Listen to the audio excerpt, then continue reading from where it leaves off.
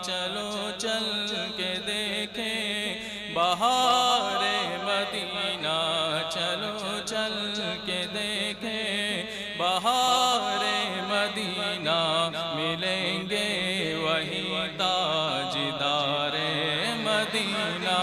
Medina Medina Medina Medina Medina Medina Medina Madina. ज़बां पहले ज़मज़म के पानी से धो लो, सुनेंगे न क्यों तुम अदब से तो बोलो। ज़बां पहले ज़मज़म के पानी से धो लो, सुनेंगे न क्यों तुम अदब से तो बोलो। ज़बां पहले ज़मज़म के पानी से धो लो, ज़बां पहले ज़मज़म के पानी से धो लो, सुनेंगे न क्यों तुम अदब से तो बोलो। मैं मुजरिम हूँ आका मुझे साथ ले लो, मैं मुजरिम हूँ आका मुझे साथ ले लो। के रास्ते में है जा बजा थाने वाले, चमक तुझी से बातें है सब पाने वाले। मेरा दिल भी चमका दे चमकाने वाले। Medina Medina Medina Medina Medina Medina. ये कुएं नबी है ज़रा तू संभलना, यही आशिक़े मुस्तफ़ा का है कहना। ये कुएं नबी है ज़रा तू संभलना, यही आशिक़े मुस्तफ़ा का है कहना। ये कुएं नबी है ज़रा तू संभलना, ये कुएं नबी है ज़रा तू संभलना, यही आशिक़े मुस्तफ़ा का है कहना। हरम की ज़मीं और कदम रख के चलना, हरम की ज़मीं और कदम रख के चलना। अरे सर का मौका है ओ जाने वाले, चमक तुझे से पाते है सब पाने वाले। मेरा दिल भी चमका दे चमकाने वाले। Medina Medina Medina Medina Medina Medina Medina Medina. हुई गर्मिए हश्र से ऐसी हालत, कहाँ जाए किससे करे हम शिकायत। हुई गर्मिए हश्र से ऐसी हालत, कहाँ जाए किससे करे हम शिकायत। हुई गर्मिए हश्र से ऐसी हालत, कहाँ जाए किससे करे हम शिकायत। बरसता नहीं देख कर अब्र रहमत, बरसता नहीं देख कर अब्र रहमत। बदों पर भी बरसाने वाले, चमक तुझे से पाते हैं सब पाने वाले। मेरा दिल भी चमका दे चमकाने वाले। Medina Medina Medina Medina Medina Medina Medina Madina. Raza नफ्स दुश्मन है दम में नाना, कहाँ देखे हैं चंद्राने वाले, चमक तुझसे पाते हैं सब पाने वाले, मेरा दिल भी चमका दे चमकाने वाले। दुरूद शरीफ पढ़िए अल्लाहुम्मा सल्ली अला सय्यदना शफीना नबीना मौलाना मुहम्मदिन वअलिल जूद वल करम व आलिहि व बारिक वसल्लिम सलातun व सलामुन अलैका या रसूलल्लाह सल्लल्लाहु तआला अलैहि वसल्लम। मुअज़्ज़ज़ सामीन इकराम, अज़ीज़ान मिल्लत इस्लामिया, अरब के एक शायर ने बहुत पहले कहा था, वलैसा अलल्लाहि बिमुस्तनकरी अन यजमअल आलम फी वाहिदी। अल्लाह तबारक व ताला के लिए कोई ये बईद नहीं है कि दुनिया की तमाम खूबियां एक शख्स के अंदर जमा फरमा दे। आज हम जिस शख्सियत के फयूज़ व बरक़ात हासिल करने के लिए आए हैं, जिस शख्सियत के फयूज़ व बरक़ात को लूटने के लिए आए हैं, बेशक जब आप उनकी हयात पढ़ेंगे, उनकी तारीख पढ़ेंगे, तो आपका दिल ये पुकार उठेगा कि वो शायर जो अरब का था, अगर हिंदुस्तान में इसका कोई मिस्दाक है तो वह इमाम अहमद रजा कि इल्म हदीस हो, इल्म तफसीर हो, इल्म फ़िक़्ह हो, इल्म नुजूम हो, इल्म रियाजी हो, कोई भी इल्म हो, बरजस्ता हुजूर आला हजरत को अल्लाह तबारक व तआला ने अता फरमाया। कुरान पाक में अल्लाह ने इरशाद फरमाया, ला तजिदु कौमन युमिनून बिल्लाहि वल यौमिल आखिर, हरगिज तुम कभी ना पाओगे उन लोगों को जो अल्लाह और यौम आखिरत पर ईमान लाते हैं, कि जो अल्लाह और यौम आखिरत पर ईमान लाते हैं, तुम हरगिज उनको कभी ना पाओगे युहाद्दून मन हाद्दल्लाह व रसूलह, कि वो उनसे दोस्ती करते हो जिन्होंने अल्लाह और उसके रसूल की मुखालिफत की हो। तुम कभी नहीं पाओगे कि उनसे वो दोस्ती करते हो जिन्होंने अल्लाह और उसके रसूल की मुखालफत करते हो। और वो मुखालफत करने वाले, गुस्ताखी करने वाले, वलो कानो आबाअहुम औ अबनाअहुम औ इख्वानहुम औ अशीरतहुम, अगरचे वो उनके बाप हो, उनके दादा हो, उनके भाई हो, उनके कुंबे वाले, उनके खानदान वाले।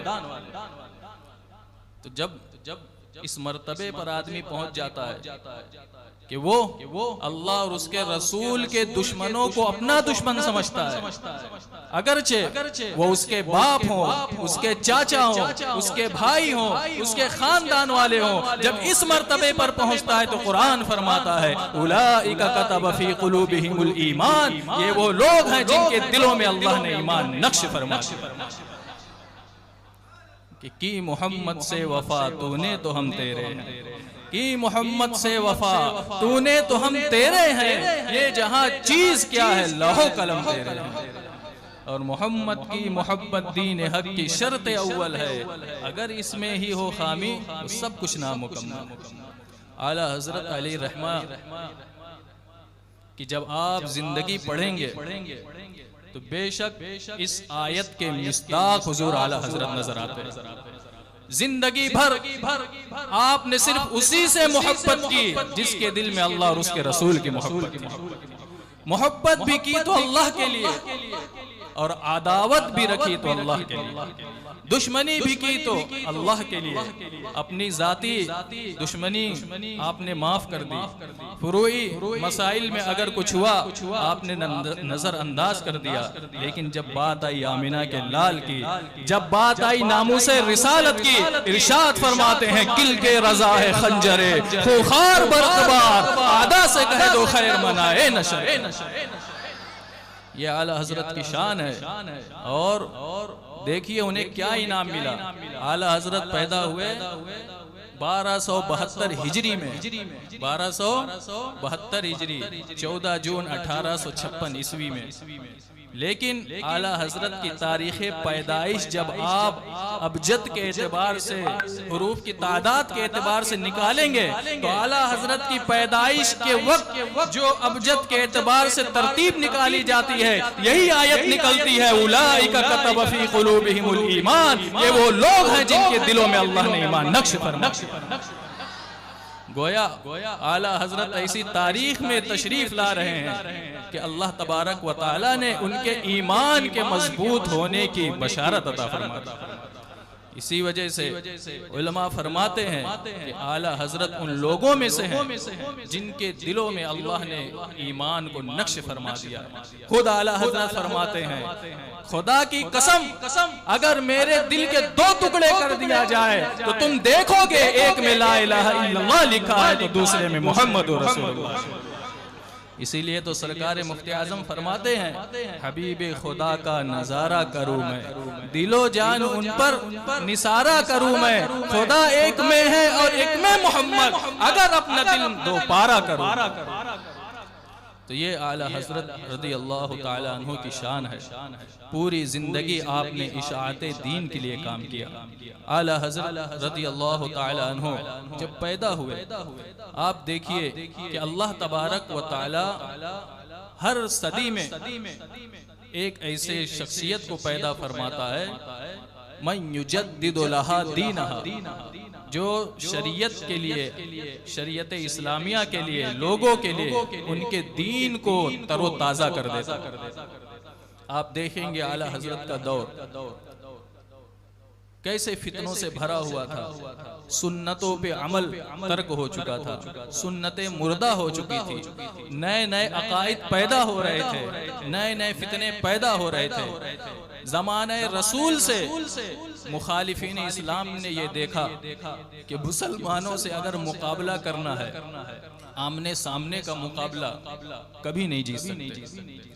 चाहे जंगे बद्र हो, एक तरफ 313 की तादाद है, एक तरफ हजारों की तादाद है, एक तरफ सिर्फ 2 घोड़े हैं, एक तरफ जानवरों के जो है तादाद कसरत के साथ है, एक तरफ पेट पर पत्थर बांधे हुए हैं, एक तरफ गोश्त और मुर्गा मुसल्लम उड़ा रहे हैं, एक तरफ हथियार बेसरो सामान है, खजूर की टहनी लिए हुए हैं, और एक तरफ जबरदस्त असलहे के साथ लैस हैं। लेकिन देखिए जब आमने सामने का मुकाबला हुआ तो मुसलमानों की ये शान है कि वो अपने साजो सामान पर भरोसा नहीं रखते, नबी अकरम की शान पे भरोसा रखते।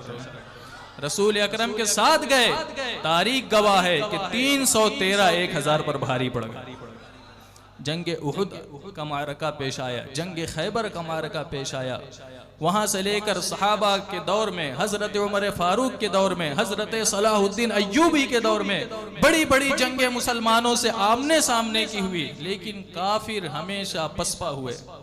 तो इन्होंने देखा कि आखिर ये कौन सी ताकत है, ये कौन सा जज्बा है कि मुसलमान भूखे प्यासे रहते हैं, पहनने के लिए कपड़े तक नहीं होते हैं, हथियार भी नहीं होते हैं, लेकिन जब मैदान में निकलते हैं तो उनकी क्या शान होती है।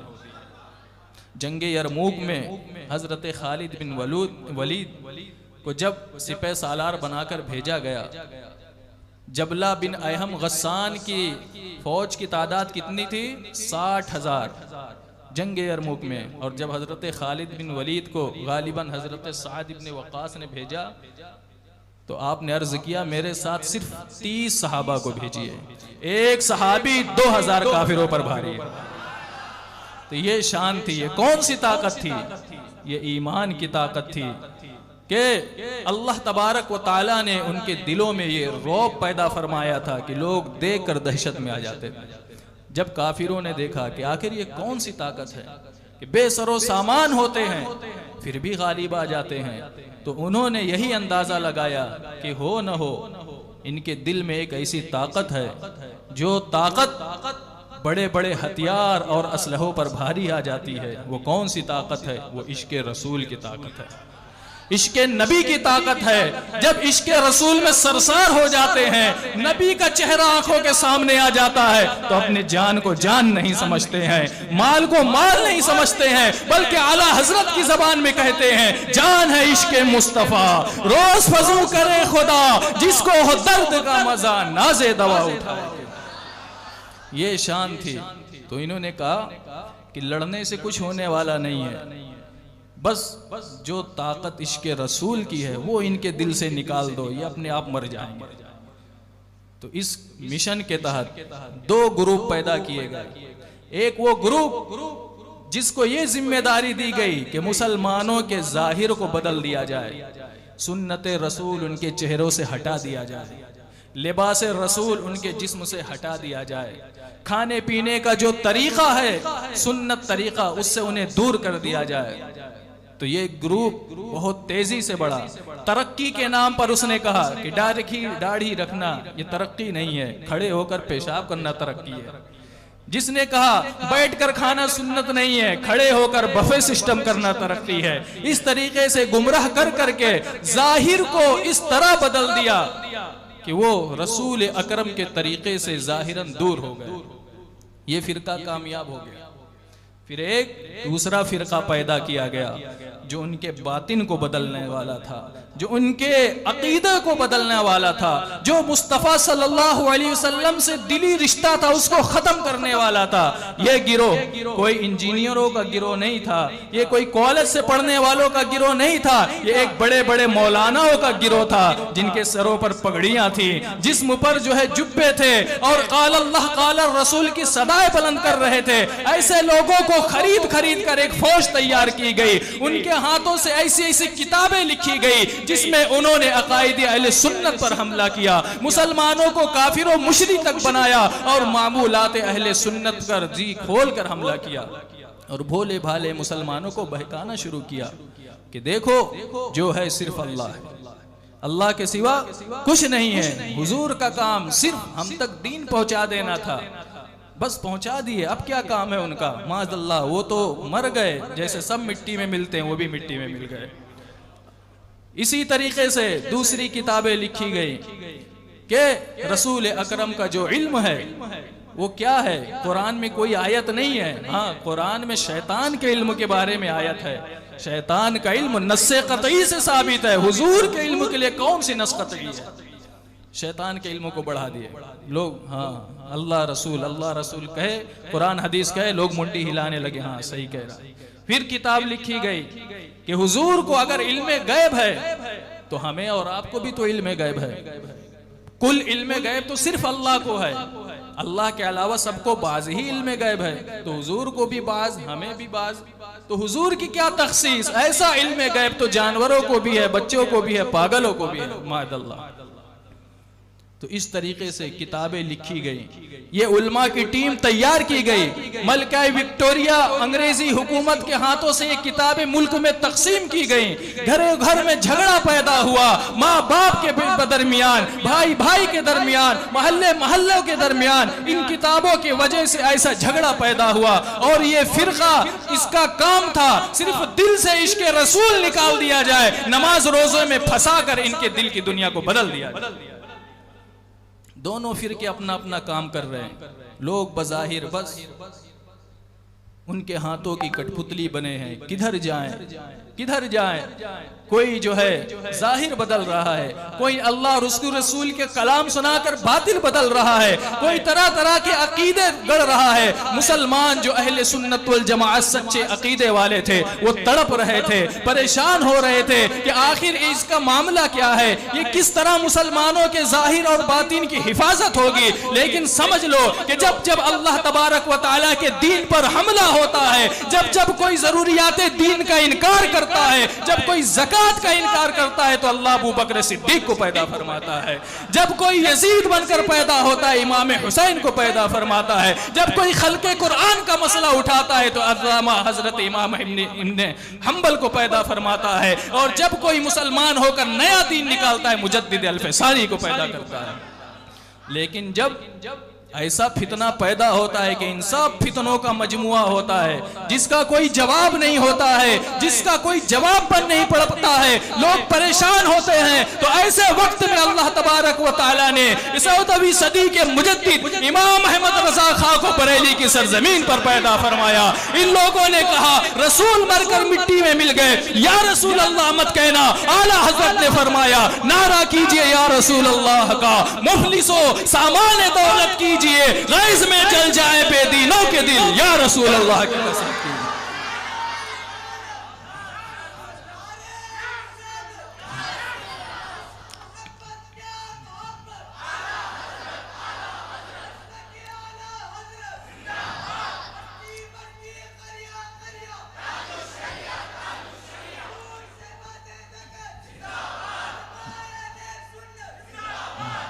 आला हजरत ने उस जाहिरी गिरोह का भी रद्द फरमाया और उनकी साइंस को एक तरफ डाल दिया और किताबों के जरिए, कलमों के जरिए से उनको उनकी जमीन दिखा दी और उनको उनकी औकात दिखा दी। सुन्नते रसूल में ऐसी ऐसी जो है आपने तहकीकें फरमाई कि साइंस भी उसके आगे झुक गया। बड़े बड़े साइंस जहां तक हजारों साल में ना पहुंच सके, आला हजरत ने पल भर में वो मसला हल फरमा दिया।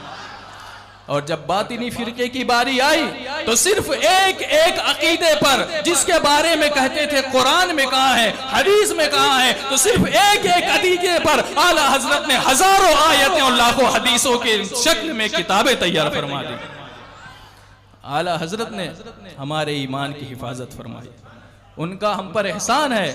आज अगर हमारे दिल में हुजूर बंदा नवाज गैसो दराज की मोहब्बत है, आज अगर हमारे दिल में हुजूर जो है गौसे पाक की मोहब्बत है, आज हमारे दिल में ख्वाजा गरीब नवाज की मोहब्बत है, आज अगर हम सहाबा के तरीके पर हैं, तो ये तरीका हमें अता करने वाले कोई और नहीं है बल्कि बरेली के ताजदार इमाम अहमद रजा खां है। उन्होंने हमें फरमाया कि तुम अपने तौर पर अमल मत करना, बल्कि मुझसे ये तरीका ले लो कि तेरे गुलामों का नक्शे कदम है राह खुदा, तेरे गुलामों का नक्शे कदम है राह खुदा, वो क्या बहक सके जो ये सुराग लेके चले। तो आला हजरत अली रहमान ने हमें ये तरीका बताया और बुजुर्गों की सच्ची मोहब्बत हमारे दिल में डाली, वरना तो लोग कहां से कहां पहुंचा देते। तो आला हजरत रदी अल्लाह ताला अन्हो को अल्लाह ने इसीलिए दीन की तजदीद के लिए पैदा फरमाया था कि दीन मिट रहा था। अल्लाह ने 14वीं सदी का मुजद्दिद पैदा फरमा दिया जो दीन की तजदीद कर रहा है। बचपन ही से आपके वाकयात अगर आप देखेंगे, बचपन ही से किस तरीके से अल्लाह ने आपको ज़हानत और फतानत अता फरमाई। नन्ही सी उम्र में जब आप मकतब में गए पढ़ने के लिए और उस्ताद ने कहा पढ़ो अलिफ बा ता सा, पढ़ाते पढ़ाते जब पहुंचे लाम अलिफ पे, आला हजरत बचपन का आलम है। छोटे से बच्चे जिन्हें अलिफ और बा भी समझ में नहीं आता है, लेकिन आला हजरत को देखिए, आला हजरत है, बचपन का आलम है। पढ़ा अलिफ बा ता सा सब पढ़ा। जब उस्ताद ने कहा पढ़ो लाम अलिफ, आला हजरत खामोश हो, नहीं पढ़ा। फिर उस्ताद ने कहा कई पढ़ो लाम अलिफ, आपने कहा हुजूर अलिफ भी पढ़ चुका हूँ, लाम भी पढ़ चुका हूँ, ये डबल से लाम अलिफ कहां से आ गया। देखिए बचपन का आलम है, तमाम हुरूफ तो मुफरदात के एतबार से हैं, अलिफ भी अलग है, बा भी अलग है, मुफरदात का सबक चल रहा है, ये मजमुआ कहां से आ गया, लाम अलिफ कहां से आ गया। उस्ताद भी हैरान। आजकल तो बड़ी बड़ी किताब पढ़ने वाले भी लोग एतराज नहीं कर पाते हैं, ये कैसा बच्चा है अलिब्बे में ही एतराज कर दिया। तो आला हजरत रहमतुल्लाहि ताला अलैह फरमाते हैं आगे नहीं पढ़ूंगा, इसका जवाब दिया जाए। लाम अलिफ हुजूर अल्लामा रजा अली खान, हुजूर आला हजरत के दादा जो अपने वक्त के बेमिसाल वली भी थे, मुफ्ती भी थे, आलिम बाअमल भी थे, जिनकी करामत भी मशहूर थी। और हुजूर रजा अली खां के ही दौर से आला हजरत के घर में दारुल इफ्ता कायम हुआ। जिंदगी भर रजा अली खां फतवा देते रहे, उनके बाद उनके बेटे अल्लामा नकी अली खां फतवा देते रहे, उसके बाद हुजूर आला हजरत फतवा देते रहे, उसके बाद मुफ्ती आजम हिंद हुजूर हुज्जतुल इस्लाम फतवा देते रहे, उसके बाद हुजूर ताजुश शरिया फतवा देते रहे। आज तक उस घराने से फतवा जारी है, सैकड़ों साल से वो घराना दीन की नुमाइंदगी कर रहा है। तो हुजूर आला हजरत के दादा बैठे थे, बुलाते हैं अपने पास। अब अलिफ बे पढ़ाने वाले उस्ताद को इतनी पेचीदा सवाल हल करने की उतनी आदत नहीं होती है। अल्लामा रजा अली खान का बेटा इधर आइए, लाम अलिफ असल में शुरू में जो आपने अलिफ पढ़ा था वो असल में अलिफ नहीं हमजा है, और अलिफ हमेशा साकिन होता है, और साकिन अकेले नहीं होता है, किसी के साथ होता है। इस वजह से अलिफ को लाम के साथ यहां जिक्र किए, लाम अलिफ। देखिए आला हजरत समझा दिए बच्चों को एक बार समझा तो समझ जाते हैं, आला हज़रत भी समझ गए, लेकिन और अच्छी तरह समझना चाहते थे, फिर एतराज कर दिया, हुजूर अगर अलिफ को किसी के साथ ही लाना था तो बगल में बा भी था, बा के साथ लाते बा अलिफ, ता था ता के साथ लाते ता अलिफ, सा था सा के साथ लाते ला अलिफ, सा अलिफ, ये इतनी दूर अलिफ इतनी दूर लाम, वहां से उठाकर यहाँ क्यों लाए लाम अलिफ। देखिए बचपन का आलम है, आज पहला सबक है। ये लाम अलिफ वाला देवबंद के बड़े बड़े मुफ्ती भी नहीं हल कर पाएंगे, आला हजरत मकतब में हल कर रहे हैं। आला हजरत ने के दादा रजा अली खां फरमाते हैं, खुश हो जाते हैं, इरशाद फरमाते हैं, बेटा असल में लाम और अलिफ में दोनों में आपस में दोस्ती और मुनासबत है, इसलिए कि जब अलिफ लिखोगे तो इस तरह लंबा लिखना पड़ेगा और लाम भी लिखोगे तो इस तरह लंबा लिखना पड़ेगा। तो ये सूरतन मुनासबत है। बा चौड़ा लिखा जाता है, ता चौड़ा लिखा जाता है, जीम गोल लिखा जाता है, लेकिन लाम लंबा अलिफ की तरह लिखा जाता है। ये सूरतन मुनासबत है। और सीरतन मुनासबत ये है कि जब उर्दू में लाम लिखोगे बीच में अलिफ आएगा, और जब उर्दू में अलिफ लिखोगे बीच में लाम आएगा, तो ये मुनासिबत। तो आप देखिए आला हजरत अलैहि रहमत और रिजवान बचपन का आलम है, लेकिन तहकीक की अल्लाह तबारक व तआला ने दिल में कैसा जज्बा अता फरमाया कि जो पढ़ रहे हैं समझ कर पढ़ रहे हैं। इसी वजह से आला हजरत अली रहमा की किताबों को भी पढ़ने वाला वही पढ़ सकता है जिसको अल्लाह तबारक व तआला ने दीन की समझ अता फरमाई, वरना तो कितने आला हजरत की किताब भी नहीं समझ पाते। आला हजरत ने लिखा है नाजायज, इन्होंने लिख दिया जायज, और कहते हैं ऐन फतावा रज़विया के मुताबिक है। तो ये सबके समझ की बात नहीं है। आला हजरत को वही समझ सकता है जिसके दिल में अल्लाह तबारक व तआला ने नूरे इल्म पैदा फरमाया। तो ये बचपने का आलम है। उसके बाद जब कुरान शरीफ की इब्तिदा हुई, उस्ताद पढ़ा रहे हैं, एक जगह इरशाद फरमाते हैं ये इबारत पढ़ो, और उसमें लिखा हुआ था जबर। जबर पढ़ा है, आला हजरत जेर पढ़ रहे हैं, उन्होंने फिर जबर पढ़ाया, आला हजरत ने फिर जेर पढ़ा। अल्लामा रजा अली खान साहब बैठे थे, इरशाद फरमाया बेटा जब उस्ताद जबर पढ़ाते हैं तो जबर क्यों नहीं पढ़ते, जेर क्यों पढ़ते हो। दूसरी कुरान का नुस्खा जब मनाकर देखा गया तो बेशक यहाँ किताबत की गलती थी, सही वही था जो आला हजरत की जबान से निकल रहा है। अल्लामा रजा अली खां हैरान हो जाते हैं, खुशी से चूम लेते हैं, कहते हैं बेटा जब उस्ताद ने कहा था जबर पढ़ो तो जबर पढ़ देना था। इरशाद फरमाते हैं दादा जान मैं पढ़ना चाहता था लेकिन मेरी जबान से जबर नहीं निकलता था, हकीकत में जैसा कुरान है वैसे ही मेरी जबान से निकला। ये आला हजरत की शान है, ये सब बचपन के मामलात है। अल्लाह तबारक व तआला ने उन्हें क्या शान अता फरमाई है, क्या इल्म अता फरमाया है। तन्नी सी उम्र में आला हजरत नाज़रे कुरान खत्म फरमा देते हैं, और चंद ही साल की उम्र है, 13 साल 10 महीने की उम्र, बुलूगत का इब्तिदाई वक्त है। आला हजरत ऐसी उम्र में आलिम भी बन जाते हैं, फाजिल भी बन जाते हैं, और मुफ्ती के तरह फतवा भी लिखने लगे नन्ही सी उम्र में। आला हजरत की शान है। तो आपने इब्तिदाई तालीम मौलाना अब्दुल कादिर बेग अलैहिर्रहमा से हासिल की, और उसके बाद एदादिया से लेकर तखस्सुस तक की पूरी तालीम घर पर रहकर अपने वालिद अल्लामा नकी अली खान से हासिल। कुछ लोग कहते हैं धोखा देने के लिए, सुले कुल्लियत फैलाने के लिए, कि ये बरेलवी देवबंदी इख्तिलाफ ऐसी ही है। आला हजरत और अशरफ अली थानवी एक मदरसे में पढ़ते थे, दोनों का खाने पीने में लेकर झगड़ा हो गया, इन्होंने अपना अलग फिरका बना लिया, इन्होंने अलग फिरका बना लिया। अरे आप सवाने तो पढ़िए, आला हजरत की उम्र जिस वक्त 13 साल 10 महीने की थी जब फतवा लिख रहे थे, उस वक्त अशरफ अली थानवी की इतनी भी उम्र नहीं थी कि बैठकर पेशाब करे, खड़े होकर पेशाब करता है। तो कैसे एक मदरसे में पढ़ लिए। तो ये सुले कुल्लियत का प्रचार ताकि असल इख्तिलाफ छुपा दिया जाए, असल बात छुपा दिया जाए। हमारा और उनका इख्तिलाफ नियाज और फातिया का इख्तिलाफ नहीं है, चादर और गागर का इख्तिलाफ नहीं है, नूर बशर का इख्तिलाफ नहीं है। ये जो सुलह कुल्ली मौलाना बड़ी बड़ी तकरीरें चादर और गागर पर करते हैं, और ताकि लोग ये समझें कि हमारा इख्तिलाफ सिर्फ ये है कि वो मज़ार पे जाते, हम मज़ार पे नहीं जाते, हमारा इख्तिलाफ सिर्फ ये है कि वो उर्स मनाते, हम उर्स नहीं मनाते। ये बड़े बड़े मौलाना जो सुलह कुल्लियत की जो यहाँ पर फैक्ट्री चला रहे हैं, लोगों में यही बावर कराते हैं कि वो फातिया नहीं करते, हम फातिया करते हैं, ताकि लोग समझे बस यही चादर और गागर वाला झगड़ा है। आला हजरत अलैहिर्रहमा ने जो इख्तिलाफ किया है, चादर और गागर का इख्तिलाफ तो एक तरफ है, असले इख्तिलाफ हमारा और इनका ईमान का इख्तिलाफ है, दीन का इख्तिलाफ है।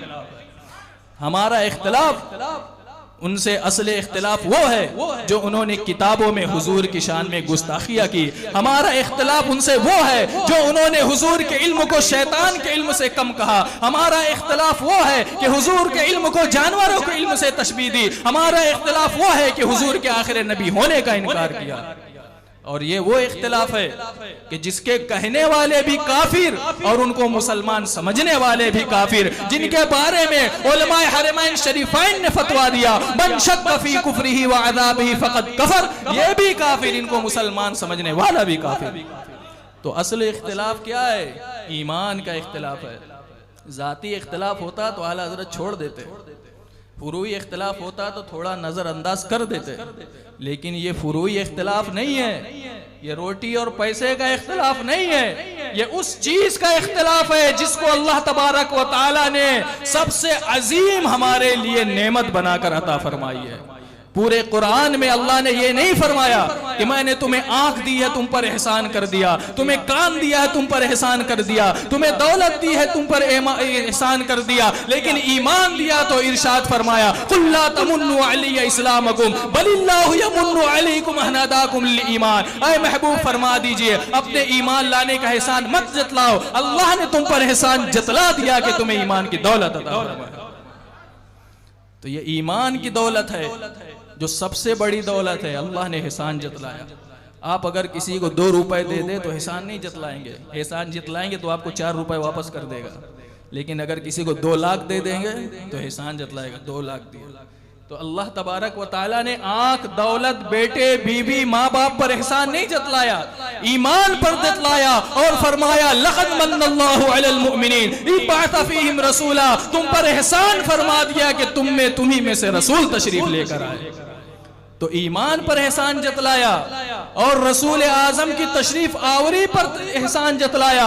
तो ये दोनों नेमतें हकीकत में अलग नहीं है, दोनों एक हैं, एक ईमान है, एक जाने ईमान है। यही मसले की आला हजरत है। आला हजरत फरमाते हैं अल्लाह की सरताब कदम शान है ये, इंसान नहीं इंसान, वो इंसान है ये। कुरान तो ईमान बताता है इन्हें, ईमान ये कहता है मेरी जान। तो ईमान का इख्तिलाफ है। असल इख्तिलाफ क्या है? ईमान का इख्तिलाफ है। आज भी उन इबारतों को जला दिया जाए, आज भी उन गुस्ताखों को काफिर मान लिया जाए, तो वही मामला होगा कि की मोहम्मद से वफा तूने तो हम तेरे हैं, की मोहम्मद से वफा तूने तो हम तेरे हैं, ये जहां चीज क्या लहो कलम तेरे। लेकिन आज सुलह कुल्लियत का प्रचार किया जाता है कि बस फुरूई में लोगों को पड़े रहने दो, असल इख्तिलाफ छुपा दो, लेकिन ऐसा नहीं है। आला हजरत अली रहमा ने उनकी पकड़ फरमाई, बार बार समझाया, जब नहीं समझे तो उनकी उन इबारतों जो गुस्ताखी में सरीह थी, मुतअय्यन थी, बड़े बड़े उलमाए हरमैन शरीफैन और उस वक्त के बड़े बड़े उलमा मक्का और मदीने के, आज के जैसे बिकाऊ उलमा नहीं थे जो अमेरिका के डॉलर पर बिक चुके हैं, नजदी हुकूमत है वो नहीं थे, बल्कि तुर्की हुकूमत थी। सुन्नी सहुल अकीदा बड़े बड़े आलिम थे जो पूरे अजम के आलिमों को खातिर में नहीं लाते थे, लेकिन आला हजरत की ये शान थी कि आला हजरत अली रहमा के लिए वो इंतजार करते थे। जो मसले उलमाए हरमैन जो है अपने वक्त में हल नहीं कर पाते थे, आला हजरत जब पहुंचते थे उनकी बारगाह में पेश करते, आला हजरत उनको हल फरमा देते। उनकी दस्तखतें ली, नोट का मसला आया, कि एक कागज है उस पर लिख दिया 10, तो अब 10 रुपए में वो बिक रही है। 9 रुपए दोगे तो 10 का नोट कोई नहीं देगा।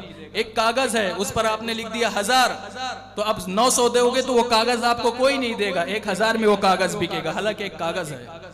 एक कागज की इतनी कीमत हो सकती है कि नहीं, ये शरई मसला पैदा हुआ। बड़े बड़े उलमा वहां पर परेशान, कोई जवाब नहीं दे सका। आला हजरत जब उलमाए हरमैन शरीफैन के पास गए, 12 सवाल करेंसी नोट के बारे में आपके पास आए। पहले सिक्के चलते थे सोने चांदी के, जब नई नई करेंसी नोट लिख ली कि ये जायज है कि नहीं, एक कागज पे 10 लिख दिया जाए उसकी कीमत 10 हो जा रही है, 100 लिख दिया जाए 100 हो जा रही है, जायज है कि नहीं। आला हजरत ने फतहुल कदीर की इबारत नकल की, लौ बाआ कागज़तन बे अल्फ दरहमिन जाजा वला युकरह, कि अगर एक कागज को 1000 दिरहम के बदले भी बेचा जाए तो जायज है, मकरूह नहीं है।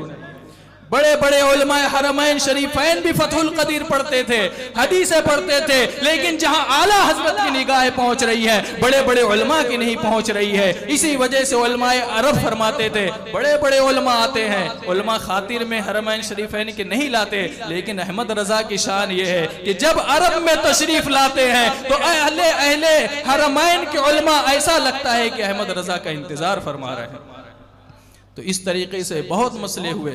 खुद जब अरब शरीफ में इल्मे गैब का मसला छिड़ा और वहाबिया ने इल्मे गैब पर एतराज किए, हुजूर आला हजरत दूसरी बार जब हज के लिए तशरीफ ले गए, उस वक्त के बड़े आलिम वहाँ के शेख अबू सालिह रज़ी अल्लाह तआला अन्हु चंद सवाल लेकर आला हजरत की बारगाह में आए कि इसका जवाब लिख दीजिए।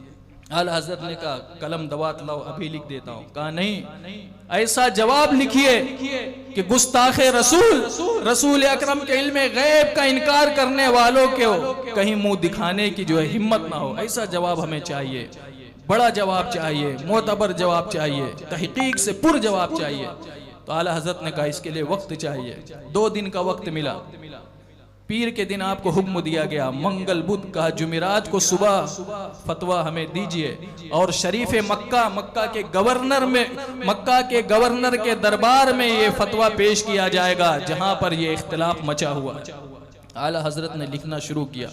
उस वक्त न आला हजरत के पास कोई किताब थी, न हदीस की किताब थी, न तफसीर की किताब थी, न फिक्र की किताब थी।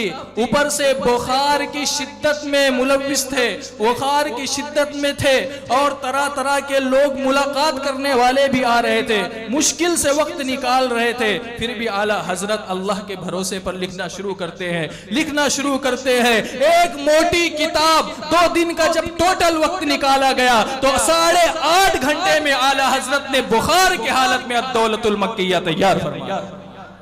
और अद्दौलतुल मक्किया क्या है? कुरान की आयतें, उसमें जो है अल्लाह के प्यारे महबूब सल्लल्लाहु अलैहि वसल्लम की अता से आला हजरत ने कुरान भी दिया, हदीस भी लिखा, तफसीर भी लिखी, अइम्मा मुज्तहिदीन की इबारतें भी लिखी, और सफ़ा नंबर भी वही, किताब भी वही, जगह भी वही, बगैर किसी किताब के सही हवालों के साथ आला हजरत ने वो रिसाला तहरीर फरमाया।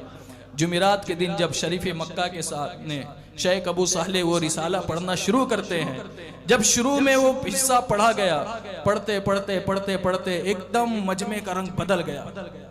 जब वहाबियों ने देखा कि ये तो मामला पलट जाएगा, इल्मे गैब तो साबित होते जा रहा है, तो अब उन्होंने सोचा कुछ भी हो पूरी किताब पढ़ने नहीं देंगे। बीच में एतराज शुरू कर दिया।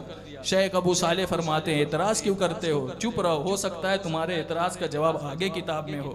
फिर पढ़ने लगे, फिर एतराज शुरू कर दिया। इस तरीके से बार बार एतराज करते रहे ताकि किताब जो है खत्म ना हो। शेख अबू साले शरीफ मक्का से कहते हैं इन्हें हुक्म दिया जाए कि पूरी किताब सुनाने के बाद अपना एतराज करें। पूरी किताब सुनाने का हुक्म दिया जो है शरीफ मक्का ने।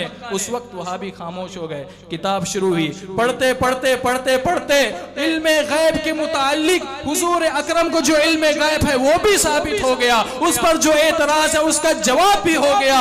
और शरीफ मक्का पुकार उठता है वल्लाहु यूती व हाउला यमनऊन, अल्लाह तो अपने नबी को इल्मे गैब दे रहा है और ये वहां भी मना कर रहे हैं।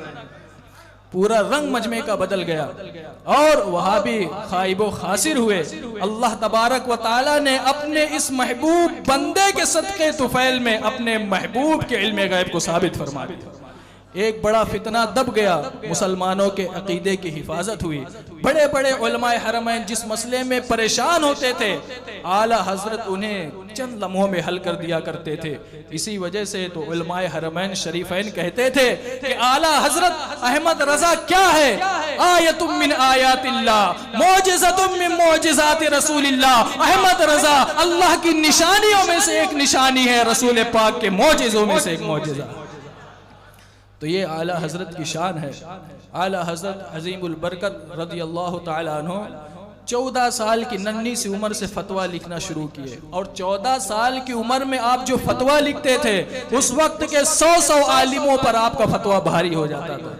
एक वाकया बस मैं बयान करूं कि रामपुर से एक शख्स आया अल्लामा नकी अली खां के पास विरासत का मसला लेकर। अल्लामा नकी अली खान ने कहा, जाओ अंदर एक मुफ्ती साहब बैठे हैं, उन्हें दे दो। ये साहब अंदर गए, थोड़ी देर बाद वापस आए, क्या अंदर कोई नहीं है? कहा कैसे कोई नहीं है, मुफ्ती साहब है अंदर। कहा नहीं अंदर कोई नहीं है, एक साहिबजादे बैठे हुए हैं। कहा वही मुफ्ती साहब है, नन्ही सी उम्र है, हल्की हल्की दाढ़ी निकली, वही मुफ्ती साहब है, उन्हें दे दो। आला हजरत को विरासत का मसला, जो सबसे अहम बाब है, सबसे कठिन बाब है, जो फिक्र की किताबों में सबसे लास्ट में होता है, सब पढ़ने के बाद उसको पढ़ते हैं, क्योंकि मरना कब है, सबसे लास्ट ही में है। पहले पैदा होना है, फिर कमाना है, शादी करना है, ये सब मसले के बाद विरासत। विरासत का मामला कब आता है? मरने के बाद ही आता है, सबसे लास्ट में विरासत का मसला। आपने सवाल पढ़ा, जवाब लिखा, भेज दिया, आप लेके आए अल्लामा नकी अली खान के पास। आपने देखा, लिख दिया अल जवाबो सही हूं, तस्दीक फरमा दी, वो लेके चले गए।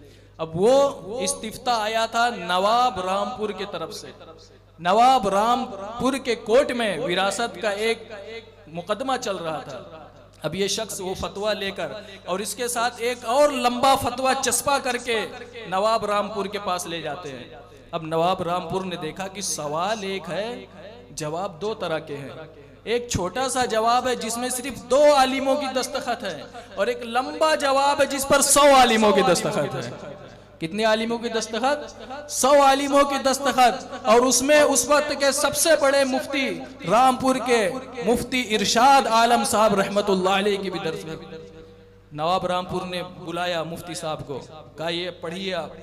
हजरत ने पढ़ा, कहते हैं नवाब साहब ये क्या मामला है? सवाल एक है, जवाब 2 तरह के हैं। आपने गौर से पढ़ा, इरशाद फरमाते हैं ये जो लंबा वाला फतवा है जिस पर 100 मुफ्तियों की साइन है, ये गलत है, और जो ये छोटा फतवा है जिस पर 2 मुफ्तियों की साइन है, ये सही है। नवाब रामपुर ने कहा कि आप कैसे कह रहे हैं, इस पे तो आपकी भी दस्तखत है। देखिए मुफ्ती इरशाद साहब की भी दस्तखत है, लेकिन पहले के उलमा का क्या आलम था। अगर गलत है तो गलत है, चाहे मेरी ही दस्तखत हो। आजकल का आलम फतवा दे दिए, अगर किसी ने पकड़ की गलत है तो अब मानने के लिए तैयार नहीं, मानने के लिए तैयार नहीं। लेकिन ये उलमाए इकराम थे, फरमाते हैं अगरचे मेरी दस्तखत है। नवाब ने कहा इतने उलमा से कैसे गलती हो गई?